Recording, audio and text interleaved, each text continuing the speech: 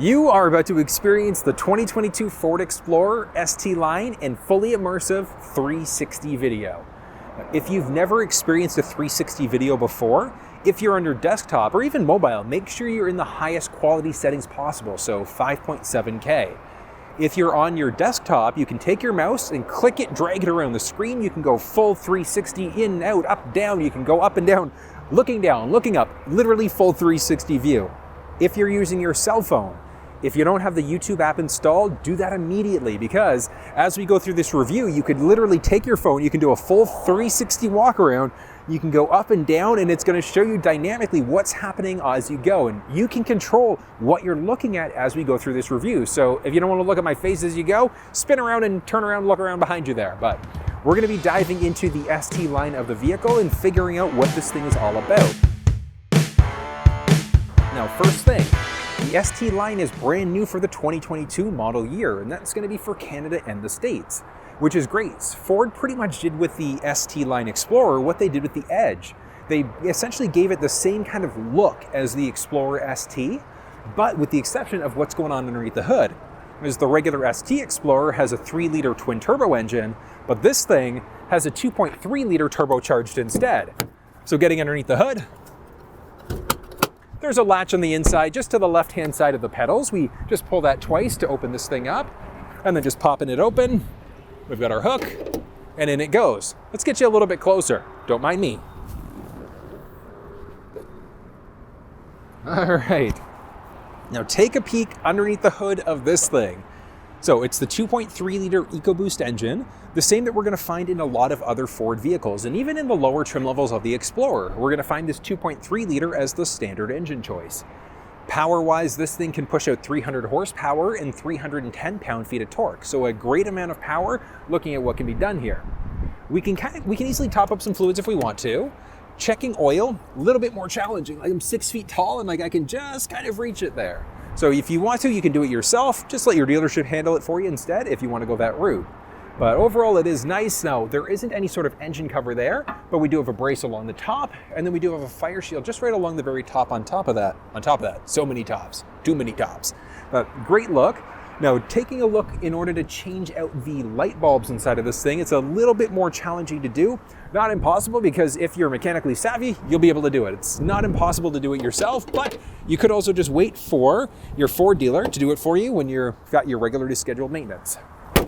Now, one thing about the Explorer ST line version of the vehicle, if we take a look, we've got this Explorer badge along the very front end, which is very similar to what we'd find in the XLT Sport appearance package. So a little bit of a meaner look instead.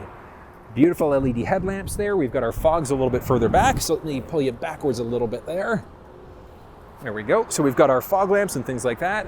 On top of that, we've got this gorgeous grille. Now, one thing you may not be able to see from your vantage point there would be just underneath the Ford badge, we do have a front-facing camera. So we've got a front-facing camera, we've got our side mirror cameras, as well as our backup camera. So this thing has a full 360 view, which is unbelievable. So you can literally see what's going on behind you directly in that middle screen, so in that Sync 3 media screen, which we'll get to that one when we get inside the vehicle. But looking at this black look inside of this thing looks absolutely incredible. There are some other ones, like when we get into the reds and the whites, where it contrasts nicely with some of the black highlights that are going to be standard in the vehicle lineup. But beautiful look there. Moving down, we've got a nice part of the bottom part of the bumper there, which contrasts nicely with that little bit of plastic inside of the bumper itself. And like I said, as we get into whites and a few other colors, that really pops a bit more, is even more pronounced. Now let's hop into the other side of the vehicle. Here we go. So towards this side of the vehicle, if we take a look, we do have 20-inch tires. So the 20-inch tires are going to be the only available tire choice for the ST version of the vehicle, the ST line, I should say, because the regular ST has the options for 21-inch tires instead, versus ST line, strictly 20s, and which means that we've only got that single style rim, but you could always do something aftermarket. You could hydro dip these things to give yourself a little bit more of a different look. We do have our ST badge along the side, and then our beautiful body moldings and things like that. Now, one other thing, if we look along the very bottom of that side molding, we've got an Explorer badge there, and then we've got a nice painted part along the middle as well. So it just kind of makes it pop that little bit more. Now, typical Ford styling, along the driver's side door, we do also have, why isn't that showing? No, there we go, all right. So that typically typically would not have to do that. You just kind of like push and it should, there we go, and it should show up. So we've got that 5-digit number there. So we enter in a 5-digit number in order to be able to get into the vehicle if we don't have our key fob on us. But one of the great things about this little thing is that we can also press the bottom buttons to lock out. With intelligent access, we can also slide our hand in order to be able to unlock the door on top of that, which is amazing. Now, before we hop inside, one thing to point out about the gas. Regular 87 fuel is all you need to use inside of this thing. And that's the entire Ford lineup is regular 87 gas, with the exception of the Shelby 500. They recommend a premium fuel for that thing. But if we look at the horsepower and the torque specs inside of these things, it is achieved using a premium fuel. So you don't have to use one. There have been a lot of people commenting saying they're getting good results using an 89 instead. So if you're on a tight budget, 87 is fine. That's the minimum manufacturer's recommendation. You can go your 89, 91, whatever the case may be. But I'm going to kind of swing you around so you can see what's going on in the driver's door there. All right, so taking a peek, popping this door open. Look at this. I got to get you closer just so you can kind of make out the stitching there. But take a peek and look down on the door there. So that's something that's unique to the Explorer ST and the ST line. We've got this gorgeous red stitching made all throughout the leather, which I think makes it look really, really sharp, and it does pop nicely. We've got these gorgeous silver highlights. It's crazy windy right now. We've got these gorgeous metallic highlights along the door, and we've got our Bang Olufsen badge there. So the Explorer ST line, so this thing does have the upgraded 12-speaker Bang & Olufsen. When we get inside the vehicle, I'll let you listen to what that sounds like, but it is absolutely incredible the sound inside of this thing. We've got our basic window button controls, we've got our side view mirror control, we've got like a little bit of a glossy finish right along the side of the door there, and that kind of marries through and carries through a good part of the vehicle, which I'll show you as we get inside. But as we start to drop down, we do also have some storage along both the driver and the passenger seat. I mentioned earlier to get underneath the hood, just to the left of the brake there, so we just double pull this in order to be able to get underneath. But one of the great things, look down. We've got this beautiful hair. Let me get out of your way a bit. We've got this gorgeous ST line scuff plate that's going to be standard inside of this vehicle. And it'll be different, obviously, if you're in the ST, it'll just say ST there, but beautiful look overall, and it's a nice metal there. Now we do have a beautiful carbon fiber look right along the entire dash, like the lower part of the dash. Absolutely gorgeous. But I think it does make it look nice. And the red stitching that we've got on the door, it carries through a lot of other parts of the vehicle. So it's on the steering wheel, on the seats, and a number of other things. But let's hop inside so you can see what's going on with the first, second row. We'll take a look at cargo dimensions and things like that in a second. Hello again. Oh, looking inside the vehicle, this thing is beautiful. As I mentioned, the red stitching that we've got along the door, we can see that right along the steering wheel. And then if you kind of move down towards the armrest, we do have that red stitching in the armrest itself. So it does look very, very nice and very different from the different type of stitching we'd see inside of some of the other trims of the Explorer. But this is just going to be a basic look at the steering wheel buttons, the cluster screen, the media screen, and things like that. If you want a fuller in-depth look, you want to know how all of these buttons work, what they do, media screen, how that works, check down below because I've put together some crazy comprehensive walkarounds on how those things work. But let's look at some of the basics. So one thing you can't see from your vantage point, just by your left knee where that would be, we've got our trunk release. So we've got a power liftgate there, which is great. We've got fog lamps, as I mentioned earlier, and we've got a selector switch to figure out what's going on with our lights. I always just recommend keeping it in the auto setting. We've got a little button on the tip of the left turning stick, and that's going to turn our lane keeping system on or off. So let's fire this thing up. Push button start in the ST line, which is great. But button there, as I mentioned, it's going to turn our lane keeping system on, which works 3 different ways. So way number 1, if you start to veer over into a lane of signaling, bit of a steering wheel shake. Way number 2, gently nudges you back into your, it judges you. Amazing. Can you imagine your car judges you? You are doing this wrong. It'll gently nudge you back into your lane, not judge you. And then it also, the third way, it'll do a mix of both. So a bit of a steering wheel shake, gently nudge you back into your lane. Now this thing, the ST line, has a package called the Ford Copilot 360 Assist Plus. So ridiculous. We've got to like find an acronym for that. Like I feel like we're going through like Agents of S.H.I.E.L.D. right now. But the pad on the left-hand side is going to be for our adaptive cruise control system and our volume rockers and things like that. But the adaptive cruise is amazing. You turn the system on with using the button on the top right. You set your distance indicator on the top left. You do a press up or down in order to be able to set it at your whatever your current or ideal speed is. And then that system is amazing because if the car in front of you slows down, yours is going to brake. They pick up speed, get out of the way. Yours will do the same. It'll either lower your speed to match what's going on in front of you, or it'll pick you back up to your max set speed on top of that, which amazing. Now we do also have another button with a steering wheel on it. So it's like steering wheel with some lanes. That's the lane centering system, which is your keeping system on steroids. I don't know, can I say that? I can say that, whatever, it's all good. So that keeping system is amazing, or the centering system is amazing. And the reason why is because the keeping system will nudge you back into your lane, but the centering system literally will keep you fully balanced in your lane as you go. So if you lose attention for a second because kids are screaming at you behind you, or you're gonna, badmouth the driver that's next to you, and if the road starts veering left, right, whatever the case may be, the wheel will literally turn and follow the lane as it goes. So it is an amazing system, not fully self-driving yet, and the Explorer doesn't have the option. So it does not have the option for the Blue Cruise feature, but hopefully by 23, 24, we'll see that inside of these things. Blue Cruise essentially is a completely hands-free driving experience. You're going to find that in some versions of the F-150, the Mach-E, and I believe that's it for now. Other ones coming soon. But we do have that option, and I do recommend, honestly, get to know the adaptive cruise control system if your vehicle's got it. It is so amazing once you get the hang of it. We've got a pad up the left-hand side that's going to control what's going on with that little cluster screen. So we've got a few different options that are available there. We can answer or hang up on a phone call, use a voice command prompt to change stations and things like that. But let's actually do a quick audio test.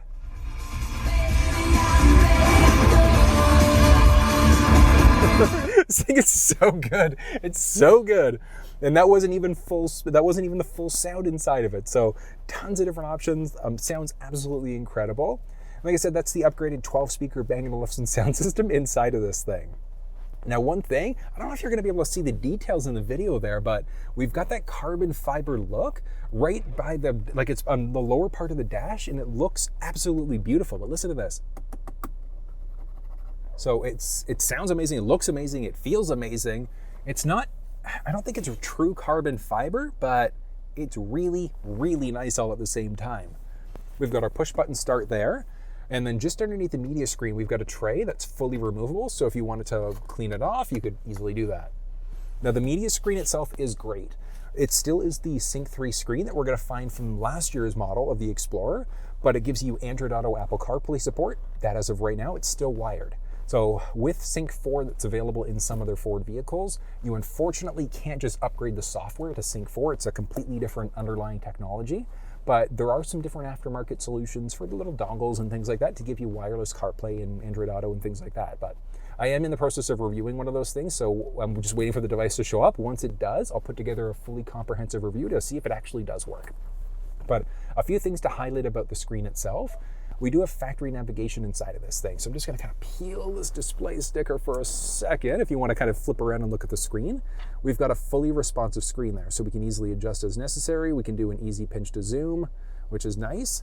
Now this thing does have factory navigation, but if yours, well, the ST line's gonna have it, but if you're looking at this video and you've got an XLT or you've got one of the base Explorers, factory nav won't necessarily be there. But one of the great things is that you do have the flexibility to use Google Maps, Apple Maps, and Waze directly through your cell phone. So you can hook your cell phone up Android Auto, Apple CarPlay to use those map applications instead, which is great.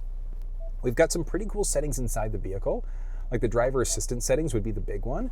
And let's just peel that aside for a second again. We've got our lane keeping system, which we saw earlier, blind spot system. So if anybody's entered the blind spot on either side of the vehicle, it's gonna highlight orange, letting you know that there's somebody there. We've got our trailer blind spot, which is even more amazing. So it's going to extend our blind spot to not only just cover your vehicle, but also the dimensions of the trailer that you've input inside of the vehicle on top of that. A few other options that are available there as well, which is great. So there's a lot of flexibility there. I just wish that we were in the Sync 4 system, but I think the Explorer should be due for an upgrade in the next year or two, and we should get a nicer look instead. Now, as we start to look down a little bit more in the center stack, we've got our volume rocker there. We've got our tuning rocker off to the side. Tuning rocker is good because you can easily change stations, but voice command prompt, 97.7. Tuning to FM 97.7. So you can just change stations using your voice instead, and it's literally that simple to be able to do it. Now we do also have our 360 camera, so that's going to come as a default inside of this vehicle, the ST line of the Explorer, which is amazing. I showed you the front-facing camera, side cameras, etc. So it's all stitched together to give us that full, here, look at this, full 360 view, so it looks absolutely beautiful. We can button press to change it to a front partial view, button press to get a full front 180 degree view instead, or we can just go back to our 360 view, and it does look absolutely amazing. Moving down, we do have heated front row seats. Not going to have heated second row seats inside of this thing, unfortunately, but we still at least driver passenger in the first row are taken care of. We do have a heated steering wheel, and it's heated all the way around. Dual zone climate control is going to be standard inside of this thing on top of that. We've got some base climate control settings there. Now moving down a little bit, we do also have a little storage tray, and it's got a 12-volt power point as well as 2 USB ports. So a USB as well as a USB-C. Here, let me drop you down a bit. There you go, and take a quick peek. So we've got a few USB ports there, and then if you move down a little bit more, here, let me extend you up a bit. Bam, up you go. We do also have our park, reverse, neutral, drive, and then our low gear. We've got a little phone holder there, so your cell phone, you could literally just drop it there if you wanted to. We've got a few cup holders. Now down from there, we've got an electronic parking brake, auto hold setting, which is going to hold, oh, that steering wheel's getting toasty. Whew. Ambient light setting, ambient light setting. Auto hold setting, which is going to hold the vehicle in place. So if we're in drive, we come to a complete stop, take your foot off the brake, and the car is not going to move. So it just keeps it in place. Rolling back into park, we've got our hill descent control and our traction control buttons. There are also a series of different drive modes. So as we move that drive mode switch, we've got our normal, we've got our eco, sport mode, and tow haul. And then back the other way, we do also have slippery, trail, and then deep snow and sand. And each mode will do something different. Like when you're in those slippery modes, it's going to play with your traction stability control to give you better wheel slippage handling for snow and ice conditions and things like that. Versus your sport mode, it's going to let your RPMs go up a little bit higher to give you a much more aggressive feel. Now moving back down a little bit more, so obviously this iPhone doesn't support wireless charging, but if yours did, there is a wireless charge pad just in front of the armrest. So we can adjust that and we can just kind of toss our phone there. This is the iPhone 7 Plus, and it can fit in that tray it'll just fit in there. So I'm gonna actually have to try it with like an iPhone 12 or 13 Pro or Pro Max. The Pro Max is a little bit bigger than this, but it should still fit. I think it's still gonna fit in there. It's gonna be a little tight, like a toyer, but it should fit. It should be okay. Now the armrest itself, as you saw there, nice and simple to open up. We do have a fully removable tray, and then there's also a 12-volt power point that's hidden in there on top of that. As we start to move up overhead, we do have an auto-dimming rearview mirror in this thing. We've got our base vent control, our base cabin controls, and then we also have a panoramic sunroof. So as you see that, you look up overhead, you can see that sunroof shade closing. We can easily open and close it as necessary. We can vent out the sunroof if we wanted to, so it just creates a little cross breeze, close it down, and then single button press to open it up. But as you see there, it's not the full thing that's going to open up. It's the majority, a good part of the roof. So a good half of the roof there that's going to open. We button press one more time to get that little bit of extra space overhead there. But absolutely beautiful look. And then just single button press in order to close it down again. Down it goes. Now, the seats in these things are absolutely, they're really comfortable. It's a mix of a cloth leather seat. If you look at the passenger seat for a second there, we've got a beautiful leather seat there on the main part, and then it's like a perforated middle insert, which is what we'd see inside of the regular Explorer ST. So it is nice that it's kind of married that look over, but a nice cloth leather highlight with that beautiful red stitching. Again, same thing. The red stitching on the door, the steering wheel, inside of the armrest, so it just gives it a very different look than what you'd find inside of some of the other trims of the vehicle. But overall, it's great. The headrest is actually multi-adjust, so we can lift it up and down, but listen. So we can literally snap the headrest backwards and forwards in order to create a little bit more of a comfortable feel for your head. So if you're a little bit shorter, you can kind of adjust that as necessary there. Click it, and it's set to go. But overall, this thing is nice. If we go back overhead for a second, we do have a sunglasses holder, nice slow drop. We've got our visor, vanity mirror that also has lights, business card holder, and this bad boy extends out and blocks all the sun that may potentially hit our eyes, which is great. But overall, like I said, styling is good. I do love the smaller details like the red stitching, the Bang Olufsen badge, because we've got an upgraded speaker system, and even the carbon fiber look across the dash, I think is absolutely beautiful. Ford did a really good job with the overall base design elements. It would be nice if there was maybe even a black or a red Ford badge in the steering wheel. I think that would kind of make it pop even more. but I do think that looks really nice. I just think that if it was like a red or black highlight to kind of match the Ranger or the F-150 Tremor, I think it would look absolutely beautiful. But that's the kind of look at the first row. Let's hop to the back and take a look and see what's going on with the second and third rows. Taking a peek at the second row of the vehicle, equally as comfortable as the front row. We do have the same type of leather with that like cloth insert in the middle of the seat, and it's got a pretty decent amount of cushion in the butt area there, which is nice. So this is something I wouldn't mind being in this seat for longer distance trips and things like that. Now there are two different configuration options that the Explorer has. It's either going to be a 6 or a 7-seater. If you look down, we are in the 6-seat configuration, and we can see that because we've got no bench seat. We've got no middle seat there. So if we had the middle seat, obviously we would have the seat there, and it's a little bit more challenging to pass through to the back.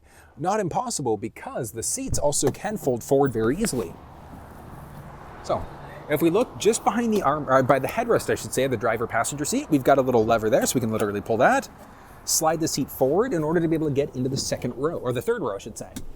So we can easily do that if we need to. But even looking at third row spacing, like, this is actually not too shabby. Like, I'm 6 feet tall. Let's pull this thing back a bit. Okay, so I'm 6 feet tall with the seat pretty much all the way back. I still have an okay amount of knee space, like not a ton, but a decent amount. My foot space is okay. Up overhead, I've got like almost 3.5 inches of headspace, like 3.5, almost 4 inches of space there, which is great. There's a little cabin control light along the top and our basic vent control on top of that. But this is nice. Now, the seats themselves in the third row, not quite as comfy as the second row seats. It's still nice, just not quite as comfortable. But I mean, there are tethers and anchors and things like that in the third row and the second row. So if you've got kid seats, you could toss them in the third row if you wanted to. And they'll, you just save the second row seats for kids for a little bit more comfort. But we do have a few cup holders in the third row. There's a little bit of storage space there on top of that, and some tie-down hooks and things like that. But one of the great things, because this thing doesn't have the bench, we can easily get back into the other row. Hello. I say easily as I struggle. I struggle because the camera's right there, but the struggle usually isn't that bad when the camera's not sitting in the middle. But overall, like I said, styling is great. The ambient light you can actually see now, which is good. So if we look along the door handle there, you might just be able to make it out. We've got that ice blue, and we do have a series of different colors available, which is amazing. Behind the driver passenger seat, we also do have a few pockets there. We've got some fan controls in the back. We've got our base control, so we can have it go to a windshield face feet, things like that. There are a few different power points. So we've got a USB, USB-C, as well as a 12-volt power point. And then moving down a bit from that, we've got a few cup holders that'll drop down, which is great. Because we don't have the bench seat, we don't have cup holders that would be in the middle of the seat there. So we do have some cup holders there instead, which is amazing. Now overall, like I said, we do have very similar styling to what we would see inside of the front row. So we've got our nice metallic look there. We've got a speaker along the top and the bottom of the door, which again gives us that more fully immersive experience from that Bang Olufsen sound system. That same red stitching we saw on the door and along the seats, also in the second row. So we've got it along the door there. So if you kind of spin around, or I can get out of the way here for you, we can just kind of make it out there. I've got my nice portable handy light so you can see what's going on. But as you can see, nice look along that seat. We've got armrests that can easily pop up or down, which is great. And one of the cool things about this seat is that we can move it forwards or backwards as necessary. So driver's seat set up for somebody who's 6 feet tall, and like with the seat all the way forward, I have just enough room. Like my knees are touching, feet are there, but there's way more space for people in that third row instead. So if you've got gear and things like that, you can easily adjust as necessary, which I think is great. But moving that seat back, it'd typically be like here-ish. And then we do have a lever along the side. So along both the driver passenger side and the second row, we do have a lever in order to be able to fold the seat forward. So let me show you that. We can easily fold the seat down by doing that. So it is a very simple process there, but the same one that we would pull in order to fold this seat down, we can go the other way with it. So we can pull that up, and then we can literally go backwards a little bit to give the seat a little bit of a recline. And then with the seat recline, I'm about 3 inches of headspace. Oh, maybe even more. I don't know, I'd say about 3 inches of headspace roughly there. So it is nice to know there is a decent amount of space in the back of this vehicle. But like I said, overall styling is great. We've got cup holders there. So along the door itself, we do have cup holders a bit further down, and we do also have the ambient light along the side. We pop this door open, ambient light along the door. You probably won't be able to see it from your vantage point, but we've got ambient light in a few nice places, which just give it a nice glow as we go, which I think is a pretty nice touch. Now time for the fun part. I'm gonna take this thing out for a spin, see how it handles. Now, because we're a 360 view, all you have to do, full 360 around, and you can see exactly what's going on as we drive. Let's go for it. Okay, I've got the auto hold setting, which I'm going to turn off right now for this drive. Here we go. Now this is the same 2.3 liter engine we're going to find in a number of the Explorer vehicles in the Explorer lineup. You will also find that 2.3 liter, a modified version of it anyways, inside of the Mustang, as well, I believe, as the, what's the other 2.3? The Ranger. So a few different Ford vehicles that feature this engine. It's pretty powerful as well, like 300 horses, 310 pound-feet of torque, so it definitely does not disappoint. Where the big line is like between the ST, obviously, versus the ST line of the vehicle, with the ST line having the smaller 2.3 liter engine. But, okay, so this thing isn't broken in yet, but we'll give it a little bit of gas. That's a good amount of power. That's a respectable amount of power. Like, realistically, if you're looking for something more powerful, you've always got the regular ST instead. And that's pretty much where you're maxing out on the Ford lineup for a vehicle this size. It's going to be in the Explorer ST, so that 3 liter twin turbo, Explorer ST, the Explorer King Ranch, and then the Explorer Platinum. The King Ranch is a US exclusive trim, but the other ones are available both in Canada and the US. So which way you go is going to depend on what you like, but we're going to max out in those ones. Slightly different horsepower and torque, but if you're looking for something a teeny bit more powerful and you want to stay in that Ford Lincoln family, you can look at the Lincoln Aviator, specifically the Grand Touring trim level. So you've got the Grand Touring and then the Black Label Grand Touring, which gives you even more power in comparisons. Like, I think 494 horsepower, like 630 pound-feet of torque. So it just like absolutely crushes and just completely dominates the regular 3 liter twin turbo engine. So if you want more power, that's the way you're going. But like I said, this 2.3 liter is still a respectable amount of power, which is nice. Definitely a nice thing. That yellow Mustang, that grabber yellow, I'm starting to like that more and more. The more I see it, I'm like, okay, I think that's interesting. It's funny, the 2022 Mustang, I believe it's got the grabber purple now. So if you're a big fan of purple, you'll be able to, I'm pretty sure that's a new color in the 22 Mustang. But let's give this thing some gas.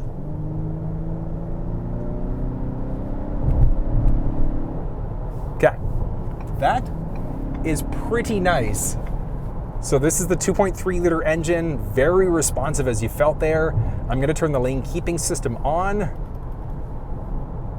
Okay, lane keeping system's on, following with traffic there. I've got the lane centering system on top of that, which means that, in theory, as we go around bends, the vehicle should take over and it should do what it's got to do and keep me balanced in my lane because it recognizes the lane markings. But watch this. You technically do have to hold on to the wheel, so I will get a message on the screen if I don't put my hand back on the wheel right now. But this thing is fully responsive. It's literally, it's keeping me perfectly balanced in the lane as I go. And that's one of the great things about the full lane centering system versus just the lane keeping system. The lane keeping system is just going to gently nudge you back into your lane versus this lane centering system is exactly that. It's going to keep you fully centered in your lane as you go. I love it. I absolutely love this system, the way that it works. And one of the amazing things is that you don't just have to use the lane keeping system or that lane centering system on the highway. You can use it on just regular roads and things like that, like just regular driving. You could absolutely use it.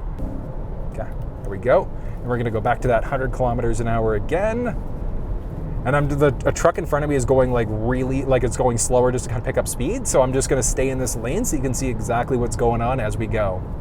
But the lane centering system it's literally taken over and it's kind of guiding me through this lane as we go. I've got the speed set at 100 kilometers an hour and there we go. Okay, I was like, I feel like I should be going slower. Yeah, and there we go. So 97 kilometers an hour right now. 96, and it's just because the vehicles that are in front, like directly in front of me, are going slower than the 100 kilometer an hour speed limit that I've got this vehicle set up for. 95. If I close the gap, it's going to pick up speed again. And the reason why is because I've closed the gap. So it's that idea of, have you ever heard like that one Mississippi, two Mississippi? Like you should be two Mississippis away from people in front of you. You're going to ideally be the second or third setting away. But I mean, you've got some options. Like if you're obviously on city streets, you could just be a one Mississippi away and doing it that way instead. So you've got some options. I remember when I was growing up, they used to have, was it chevrons? I think it was. So it was like V lines all over the place. I don't see those anymore, like at all. I don't think I've, now that I think, like, I don't think I've ever seen, like I haven't seen them since I was a kid. But here nor there, just a matter of timing things out. And with the safety settings and technology that are inside of this thing, it's great. Like, I can't wait for the Blue Cruise to come into the Explorer lineup. And really the rest of the Ford Lincoln lineup, I think it's going to be absolutely amazing. Being able to drive hands-free, if you look at that, hands-free as the vehicle shoots me back into my lane there is unbelievable. This is nice and comfortable. All right, and up we go. Formula Ford, Yorkdale Ford, they're all part of the same dealer group, but if you're looking for a Ford or Lincoln, amazing dealerships to work with. But that was a look at the 2022 Ford Explorer ST line. What did you think? If you have any questions, drop down in the comment section below and let me know. More than willing to talk you through any issues that you might be having. You can kind of bounce ideas off of each other and things like that. If you have an idea for a future video, let me know. But if you enjoyed this video, you want to see some more, give it a thumbs up and share it with your social network. And yeah, subscribe to the channel. That's amazing. I do put out tons of content all the time. Some of it is a little repetitive, just the nature of the type of videos that I do, but I am working towards getting into some more immersive type of content and different types of content as well. But until I see you next time, take care. Taking a peek at